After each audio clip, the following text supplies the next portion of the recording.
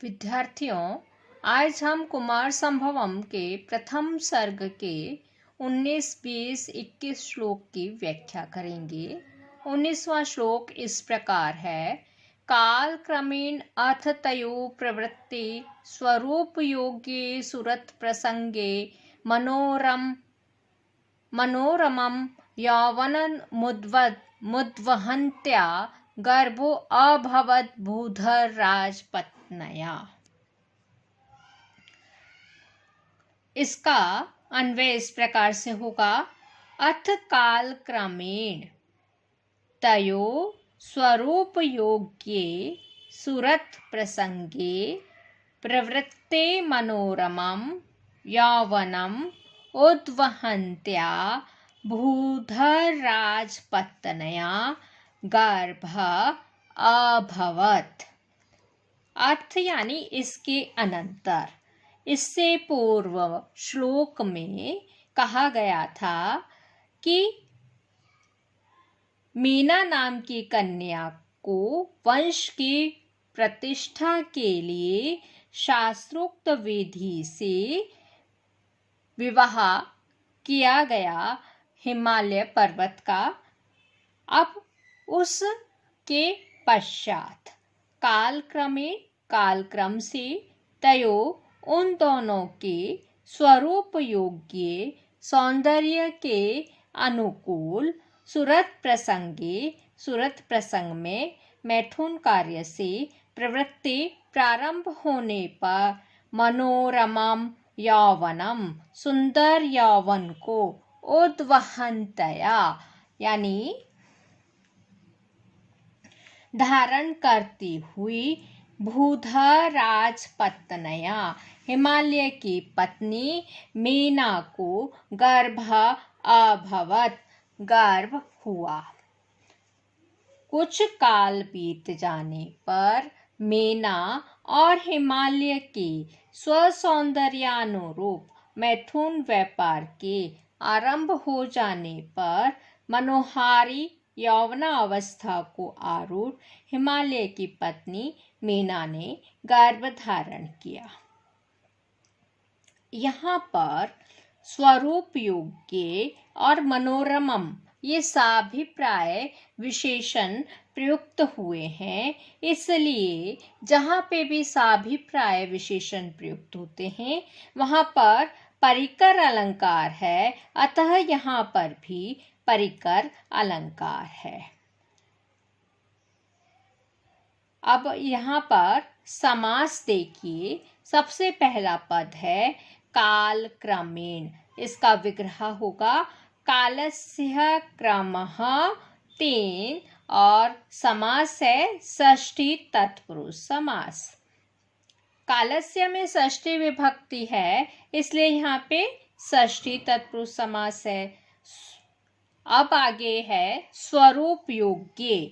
इस पद का विग्रह होगा स्वरूपस्य योग्य। यहाँ पर भी षष्ठी तत्पुरुष समास है और योग्य में सप्तमी विभक्ति है, इसलिए क्या कहेंगे? तस्मिन् लिखेंगे। सुरत प्रसंगे सुरतस्य प्रसंगः तस्मिन् षष्ठी तत्पुरुष समास। भूधर राजपत्न्या। इस समस्त पद का विग्रह होगा भुवः धरः भूधरः। षष्ठी तत्पुरुष समास। भूधरानाम राजा षष्ठी तत्पुरुष हो गया और पद बना भूधर राजः। भूधर राजस्य पत्नी, यहाँ पे भी षष्ठी तत्पुरुष है। तस्याः तब बनता है भूधर राजपत्न्या। अब प्रकृति प्रत्यय देखिए। प्रवृत्ते पद आया है। काल क्रमेण अथ तयो प्रवृत्ते, यहाँ पे प्रवृत्ति पद है। उपसर्ग है, वृत्त धातु है, त प्रत्यय और सप्तमी विभक्ति एक वचन। यौवनम यूनो भावः इति यौवनम और युवन पद से अन प्रत्यय होने पर यौवनम बनेगा। उद्वहन्त्या, उद्वहन्त्या में उद उपसर्ग, वह धातु क्षत्रिय प्रत्यय और निप होने पर षष्ठी विभक्ति एक वचन में उद्वहन्त्या पद बनेगा। अब हम 20वां पद्य पढ़ने जा रहे हैं। वह पद्य इस प्रकार है। असुत सा नागवधूप भोग्यम मैनाकम अम्बोनिधि बदसख्यम क्रुद्धे अपि पक्षच्छेदि वृत्रसत्राव वेदनाज्ञम कुलिशतानाम। अन्वय इसका इस प्रकार से होगा। सा नागवधू भोग योग्यम अम्बोनिधि बद्धसख्यम पक्षच्छेदि वृत्रशत्रौ क्रुद्धे अपि कुलिशतानाम अवेदनाज्ञाम मैनाकम असूतः। असूत। सा यानी मेना, मेना ने नागवधूप भोग्यम नाग कन्या के उपभोग योग्य अम्बो निधि बद सख्यम समुद्र के साथ मैत्री रखने वाले पक्षच्छेदी पंखों को काटने वाले वृत्ररिपु इंद्र के यानी जो वृत्रासुर का रिपु है, शत्रु है, अर्थात इंद्र के क्रुद्धे अपि कुपित होने पर, क्रोधित होने पर भी कुलक्षतानाम वज्र प्रहारों की अवेदनाज्ञम पीड़ा से जो अपरिचित है, मैनाकम पुत्रम अजी जनात मैनाक नाम के पुत्र को जन्म दिया।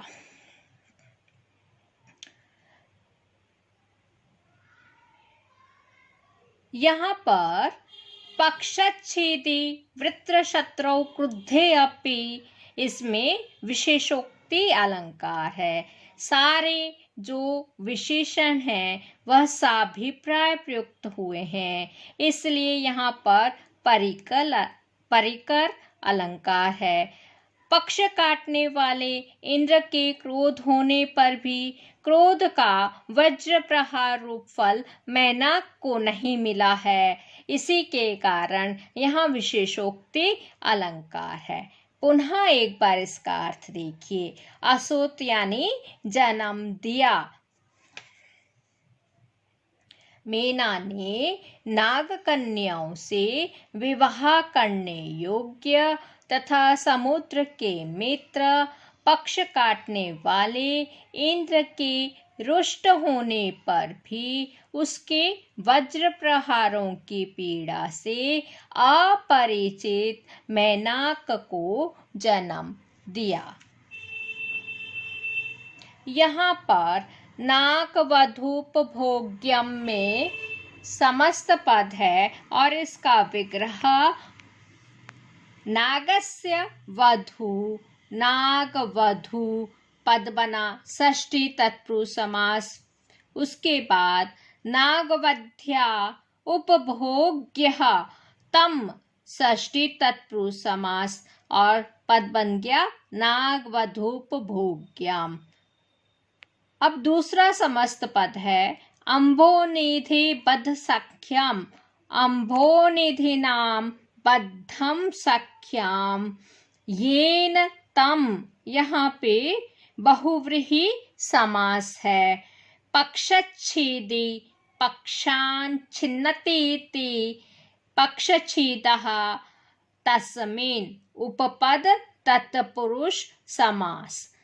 वृत्रशत्रौ, इस समस्त पद का जब हम विग्रह करेंगे तो क्या होगा? वृत्रासुर का शत्रु, इससे षष्ठी विभक्ति लगाएंगे। वित्रस्य शत्रु, और शत्रुओं में क्या है? सप्तमी विभक्ति है, इसलिए यहाँ पे लगेगा तस्मिन। यहाँ षष्ठी तत्पुरुष समास हुआ। कुलिशतानां, कुलिशस्य क्षतानि। षष्ठी तत्पुरुष समास, कुलिशतानि तेषां। यह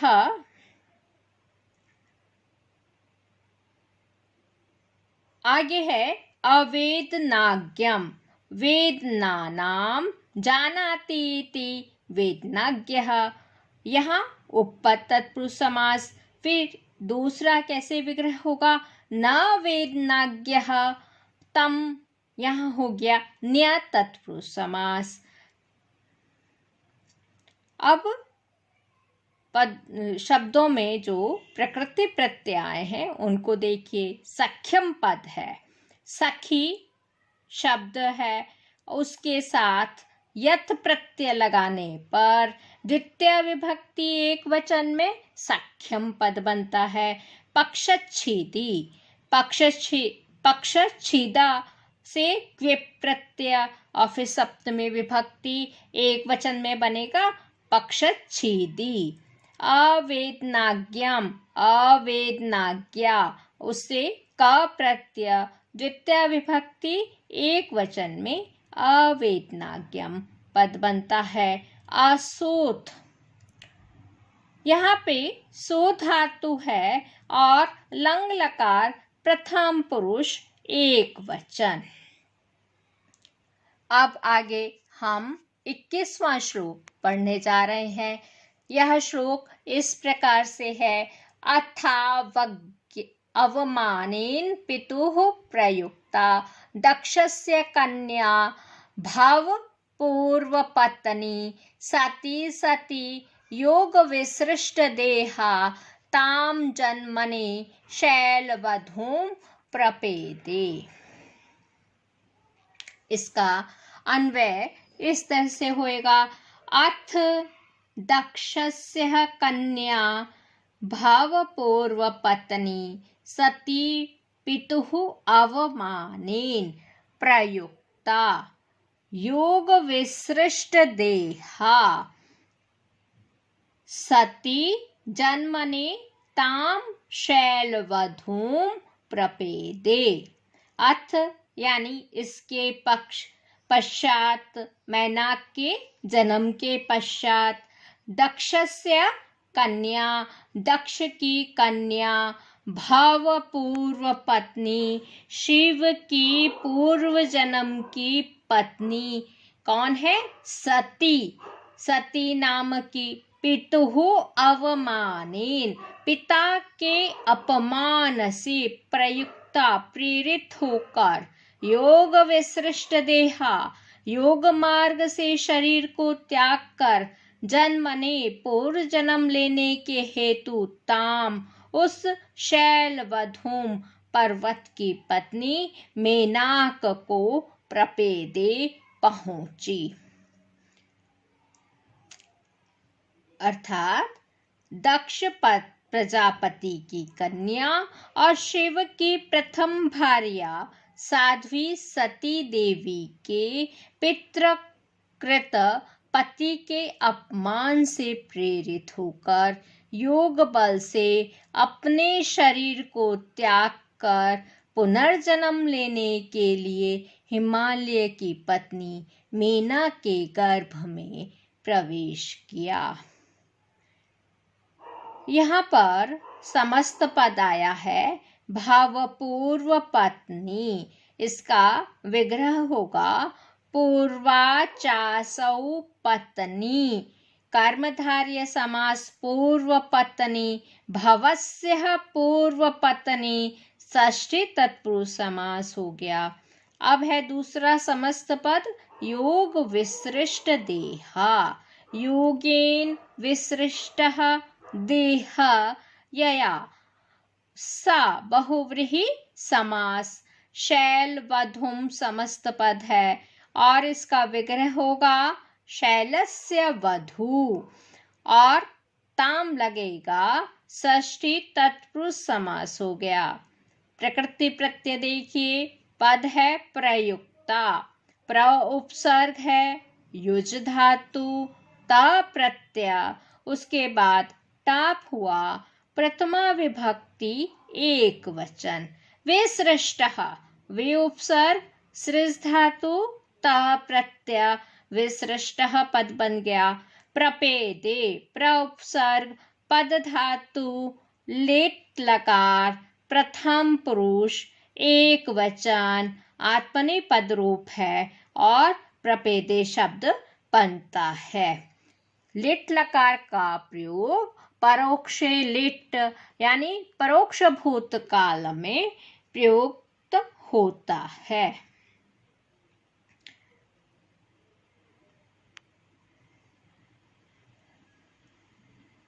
इसकी संस्कृत व्याख्या करेंगे तो कैसे करेंगे, ये देखिए। अथ यानी अनंतरम,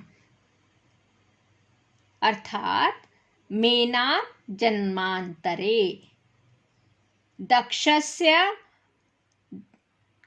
कुमारी भवस शिवस्य पूर्वपत्नी सती नामनी जनकस्य अपमानेन प्रेरिता योगेन योगमार्गेन विसृष्ट त्यक्तः शरीरं यया सा पूर्व जन्म ग्रहणाय मेनाकां प्राप्तवती इति भावः। धन्यवाद।